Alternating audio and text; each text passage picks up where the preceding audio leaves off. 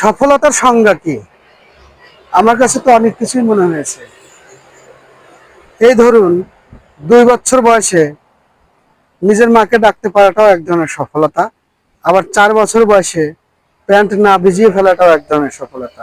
ঠিক 5 বছর বয়সে স্কুলে গিয়ে বাড়ির রাস্তা চিনে বাড়ি ফিরে আসাটাও এক ধরনের সফলতা। আবার 12 বছর বয়সে ভালো কিছু বন্ধু জোটাতে পারাটাও অন্য একরকম সফলতা।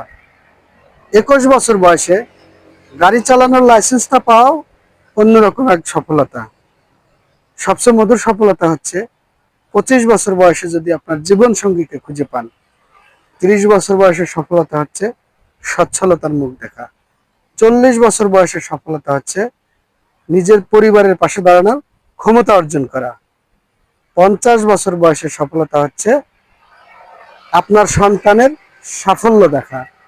60 বছর বয়সের সফলতা হচ্ছে চশমা ছাড়া পত্রিকা অথবা বই পড়া। 65 বছর বয়সের সফলতা হচ্ছে নিজের গাড়িটা নিজে চালাতে পারাটা।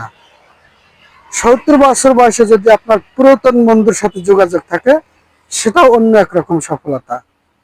80 বছর বয়সের সফলতা হচ্ছে ঠিক 5 বছরের মতো হাঁটতে বেরিয়ে বাড়ির রাস্তা চিনে ফিরে আসাটাও এক ধরনের সফলতা। 85 বছর বয়সের সফলতা হচ্ছে শৈশবের মতো প্যান্ট না ভিজিয়ে ফেলাটাও এক ধরনের সফলতা। 90 বছর বয়সের সফলতা হচ্ছে আপনার বাবা মা অথবা আপনার সন্তানের নাম মনে রাখতে পারাটা। সর্বশেষ সফলতাটা হচ্ছে একা একা যেভাবে শান্তিতে পৃথিবীতে এসেছিলাম, ঠিক একাই শান্তিতে পৃথিবী থেকে বিদায় নেওয়া। ধন্যবাদ।